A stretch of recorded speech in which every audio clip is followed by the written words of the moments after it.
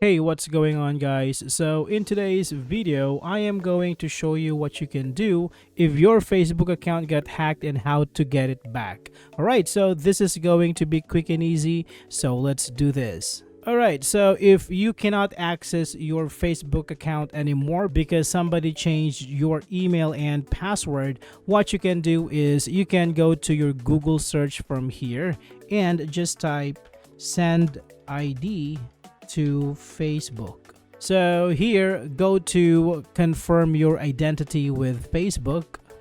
And right here, you need to send an ID as proof that you are the actual owner of that Facebook account. So before you choose a file, you need to take a picture of your valid ID and save it in your device. Now after that, tap on choose files and choose the picture of your ID, say for example this one, and tap on add.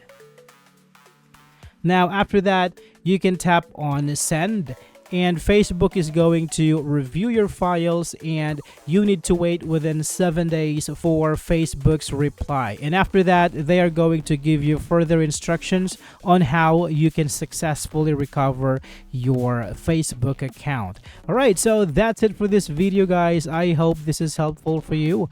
Thank you for watching, and I will see you on the next one.